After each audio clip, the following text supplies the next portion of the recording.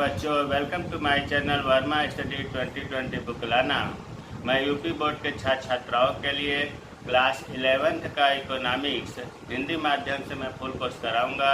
यदि आप full course करना चाहते हैं तो मेरे चैनल को सब्सक्राइब कीजिए और बेल आइकन को प्रेस करना ना भूलें, ताकि जो भी वीडियो मैं अपलोड कर सकूं उसका नोटिफिकेशन आपको सबसे पहले मिल सके। प्यारे बच्चों,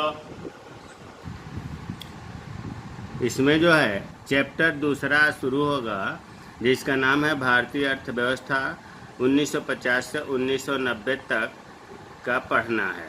इससे पहला पाठ जो पहले संपन्न हुआ, स्वतंत्रता के पूर्व संध्या पर भारतीय अर्थव्यवस्था। प्यारे बच्चों, आपने देखा कि 15 अगस्त 1947 को जब अपना देश स्वतंत्र हुआ, उससे पहले औपनिवेशिक शासनकाल या ब्रिटिश शासनकाल 200 वर्षों तक रहा। उन 200 वर्षों में भारत की कितनी दयनीय स्थिति हो गई, चाहे वो कृषि क्षेत्र हो या औद्योगिक क्षेत्र हो या विदेशी व्यापार हो, आधारिक संरचना हो, व्यवसायिक संरचना हो या जनसंख्या की परिस्थिति हो। इन सब में हर मामले में 200 वर्षों में ब्रिटिश शासनकाल के द्वारा भारत को काफ़ी नीचे पहुंचा दिया गया। अब 1947 के बाद 40 साल तक 1950 से 1990 तक इस पाठ में पढ़ना है। तो यहाँ ये ध्यान देना है कि अपने देश की जो आज़ादी मिली उसके बाद की स्थिति है।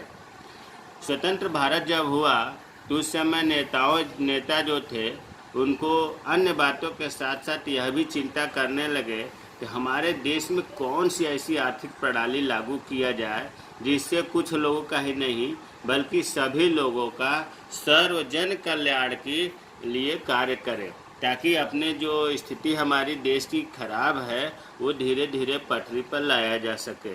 ये नेताओं के मन में बात जागी कि हम कौन सी आर्थिक प्रणाली या किस प्रकार का नियम कानून बनाएं ताकि हमारे देश के सभी लोग उससे लाभान्वित हों। लेकिन उसमें समस्या ये आ रही थी, एक अर्थव्यवस्था की केंद्रीय समस्याएं, मतलब एक देश की अर्थात अपने देश की जो समस्याएं उत्पन्न हो रही थी।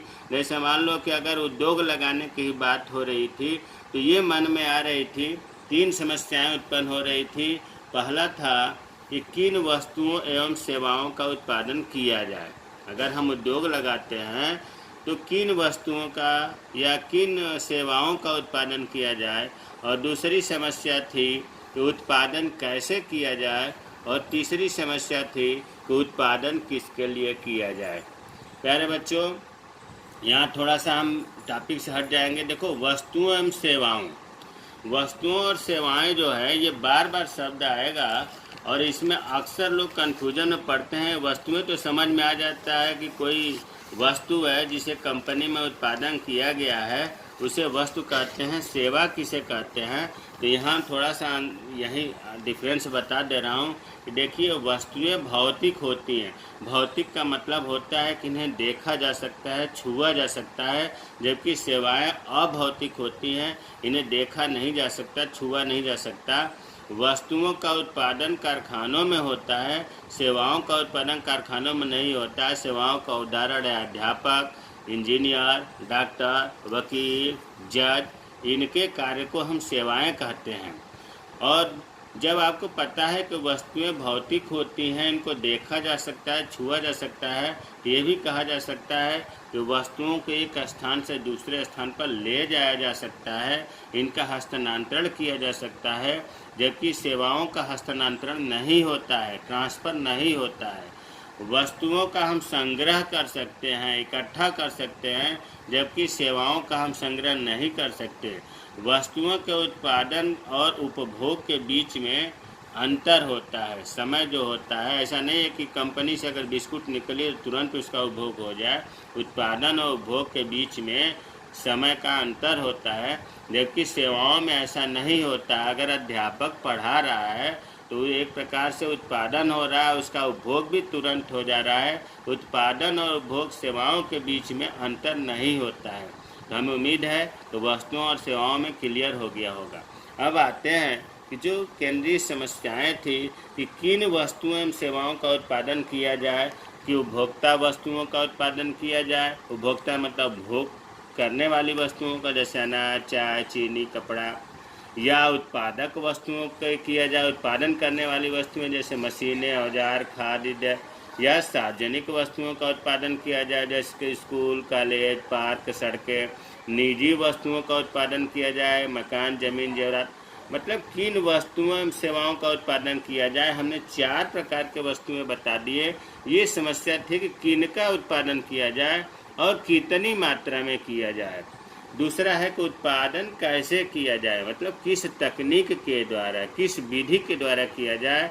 तो तकनीक मुख्य रूप से 2 प्रकार की होती है, श्रम प्रधान तकनीक, पूंजी प्रधान तकनीक। पूंजी का मतलब कि मशीन के द्वारा तकनीक। अगर पूंजी प्रधान तकनीक अपना रहे थे तो लोगों को रोजगार नहीं मिल रहा था। श्रम प्रधान तकनीक अपना रहे थे तो श्रम तो मिलता था, श्रमिकों को रोजी रोटी मिलती थी, लेकिन उत्पादन कम होता था। तो ये भी समस्या थी कि किस तकनीक से उत्पादन किया जाए। तीसरी जो समस्या थी, केंद्रीय समस्या, उत्पादन किसके लिए किया जाए, गरीब के लिए किया जाए कि धनी के लिए किया जाए, ये समस्या थी। उत्पादित वस्तुओं और सेवाओं का समाज में विभिन्न व्यक्तियों तथा परिवारों में किस प्रकार बंटवारा किया जाए कि अर्थव्यवस्था में आर्थिक असमानता उत्पन्न हो। ऐसा न हो कि धनी और धनी हो जाए, गरीब और गरीब हो जाए। उत्पादन के जो विभिन्न साधन हैं, उत्पादन के साधन जो है भूमि, श्रम, पूंजी, संगठन, साहस जो है, इनका बंटवारा कैसे हो। तो प्यारे बच्चों, कभी कभी छोटे छोटे प्रश्न, देखो इस पाठ में एक्सरसाइज तो होगा ही, आगे कुछ ऐसी चीज़ें होती हैं उसके बिना उस पाठ को नहीं समझा जा सकता। वैसे छोटे प्रश्न पूछे जा सकते हैं कि एक अर्थव्यवस्था की केंद्रीय समस्याएं कौन कौन सी हैं। तो आपको 3 समस्याएं और 3 समस्याओं के बारे में बता दिया गया। अब जो हमारे यहाँ के नेता थे, स्वतंत्रता के बाद सोच रहे थे कि आर्थिक प्रणाली के जो 3 प्रकार है उनमें कौन सी अपनाई जाए, पूंजीवादी अर्थव्यवस्था, समाजवादी अर्थव्यवस्था, मिश्रित अर्थव्यवस्था। इनके बारे में थोड़ा देख लेते हैं। पूंजीवादी, नाम से लग रहा है पूंजीपतियों के हाथ वाली अर्थव्यवस्था। इसमें निजी क्षेत्र की भूमिका होती थी ज़्यादा, सरकार का कोई हस्तक्षेप नहीं होता था। वह अर्थव्यवस्था जिसमें समस्त आर्थिक क्रियाएं बाजार की स्वतंत्र शक्तियों के द्वारा, प्राइवेट आदमियों के द्वारा निर्धारित होती थी और इनका मुख्य उद्देश्य लाभ कमाना होता था। मतलब इसमें कोई अगर उद्योग चल रहा है तो उसका मालिक निजी व्यक्ति होता था, सरकार का कोई इसमें हस्तक्षेप नहीं होता था। और जब निजी व्यक्ति कोई भी कार्य करेगा तो उसका उद्देश्य क्या होगा, लाभ कमाना होगा। ऐसी अर्थव्यवस्था को पूंजीवादी अर्थव्यवस्था कहते हैं। दूसरा है समाजवादी अर्थव्यवस्था। वह अर्थव्यवस्था जिसमें उत्पादन और भोग संबंधी सभी निर्णय सरकार के अनुसार लिए जाते हैं। इसका मतलब ये हुआ कि समाजवादी अर्थव्यवस्था में सरकार की भूमिका होती है। सरकार निर्णय लेता है कि किस चीज़ का उत्पादन करना है, किस चीज़ का उपभोग करना है। अर्थात इसमें निजी व्यक्ति का कोई रोल नहीं होता है, सब कुछ मालिक सरकार होती है। सरकार के द्वारा नीति नियमों पर काम किया जाता है। इस समाजवादी अर्थव्यवस्था में मुख्य उद्देश्य समाज कल्याण करना होता है, लाभ कमाना नहीं। इसमें सभी लोगों का कल्याण हो, समाजवादी अर्थव्यवस्था का मुख्य उद्देश्य होता है। तीसरा है मिश्रित अर्थव्यवस्था।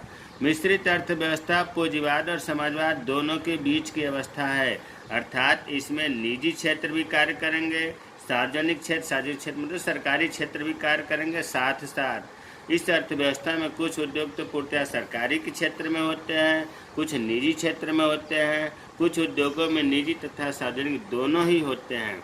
अब उस समय जब 1947 में प्रथम प्रधानमंत्री पंडित जवाहरलाल नेहरू थे, तो वो ये जब इन तीनों के बारे में उन्होंने अध्ययन किया तो उन्हें पूंजीवादी अर्थव्यवस्था में ये लगा कि इसमें सरकार का कोई हस्तक्षेप नहीं है, गरीब आदमी गरीब होता जा रहा है, धनी आदमी धनी होता जा रहा है। इसलिए उन्होंने पूंजीवादी अर्थव्यवस्था को नकार दिया। समाजवादी अर्थव्यवस्था तो उनको पसंद आई कि चलो इसमें समाज कल्याण की भावना है, लाभ कमाना उद्देश्य नहीं है, ये उनको बहुत अच्छाई पसंद आई।